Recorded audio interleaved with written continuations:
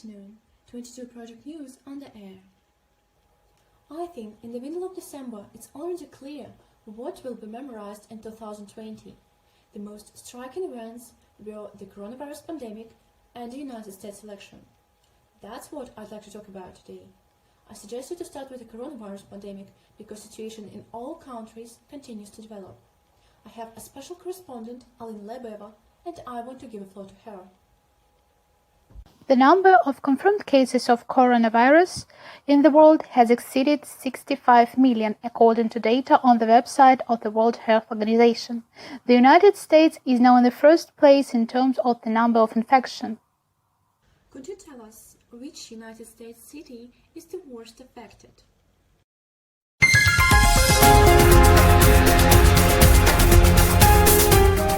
New York is the most affected city.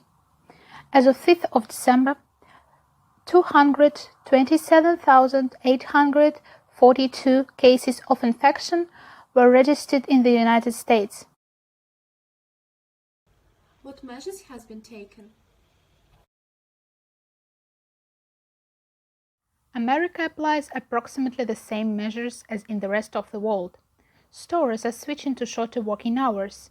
The store owners decided that they would not close their stores completely, but they had to reduce their working hours. Museums across the country are being closed and events are being cancelled. It is forbidden to gather more than 10 people together. The fight against coronavirus in the United States does not stop either in the capital or in other states. The life and well-being of the nation depends on its results. I suppose we can say that about the whole world. By the way, how things are going in Europe?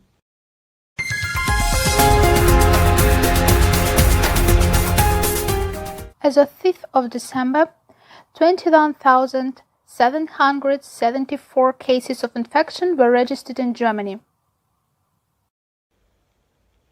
What is the current situation with traveling? Regarding passenger air travel, there is no comforting news. Air traffic is frozen until better times. What about other measures which has been taken there? There is a certain set of rules that the Germans have to follow. Wear masks in public transport and any retail outlets. Do not gather in groups more than 5 people. Only the closest relatives are allowed to visit each other. Oh, that's actually an interesting point, because we can see that amount of people who are allowed to gather at one place at the same time is different in United States and Germany. And how do people feel about restrictions? Were there any protests expressing their dissatisfaction? Most recently, in Munich, 10,000 people gathered. They were opponents of the coronavirus panic, wearing masks and maintaining distance. The rioters wanted to march through the city center, but the police dispersed them. This is just one example. Similar demarches took place there and there throughout the country. People have no choice but to adapt to new conditions. However, the Germans are not pessimists. They are not discouraged and believe in a bright future without a pandemic. To tell the truth, I really like their attitude, so I think we should all follow their example. Is there any country which is ready to ease restrictions?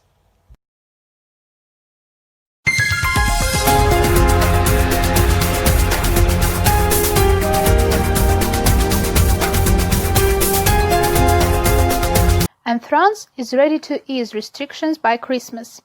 As of 5th of December, 11,432 cases of infections were registered in France. The situation is gradually becoming stable. The cases of coronavirus are decreasing. It may indicate successful restrictive measures taken in the country. That's great. By the way, do you have information which country has the worst indicators now?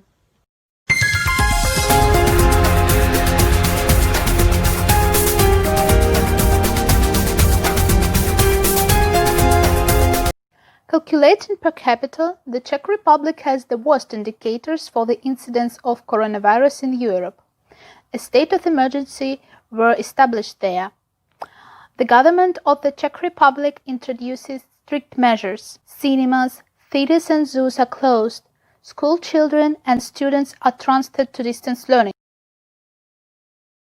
Czech Prime Minister Andrej Babiš said that if the situation does not improve, the government does not rule out that it will have to introduce a complete ban on the sale of alcohol. Officials believe that this measure can keep the Czechs at home. But for now, the opposite is true.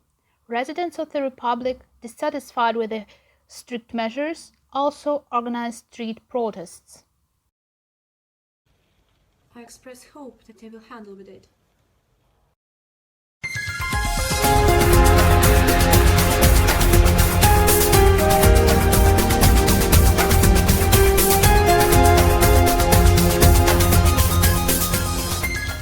Thank you, Alina, for the provided information. The next part of our news release is dedicated to Donald Trump. On the 3rd of November, elections for the post of President of the United States were held. It should be noted that Donald Trump and Joe Biden were really competitive. However, Joe Biden won with a narrow margin. Let's see why the Americans didn't support their former president. My guest, Anastasia Khodchenkova, will talk about promises. Anastasia, I give you the floor. Good afternoon, Kate. I'm so glad to see you today, and I hope we will have a fruitful discussion as this topic is so stunning in the USA at this moment.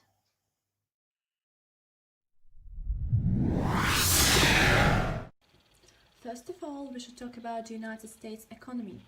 By the time of 2016 presidential election, the United States external debt was estimated at $19 trillion.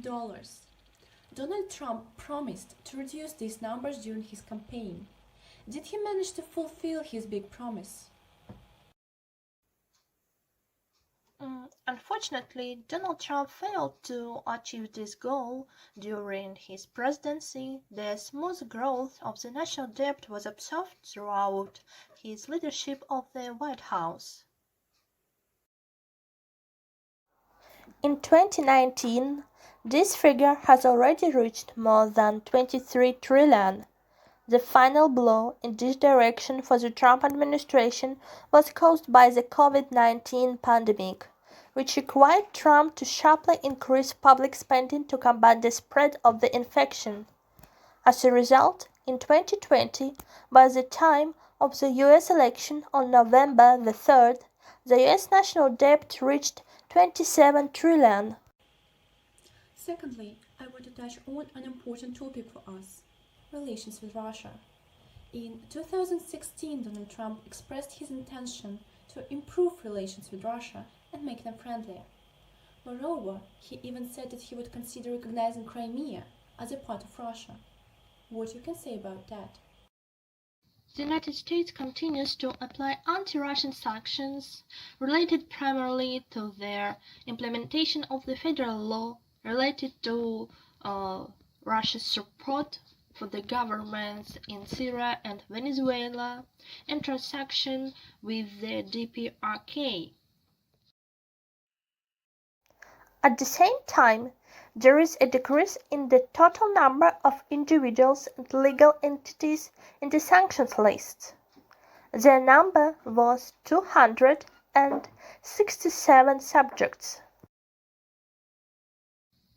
One of the areas where the relations between Moscow and Washington have gone wrong is the gas sector.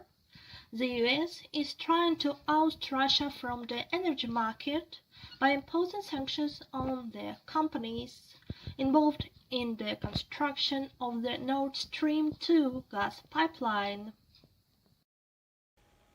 My third and last question is about migration policy. Some people consider this thesis the main one. Donald Trump was going to fight against illegal migration and drug trafficking across the southern borders, which in the end was supposed to increase the United States' provision of national security.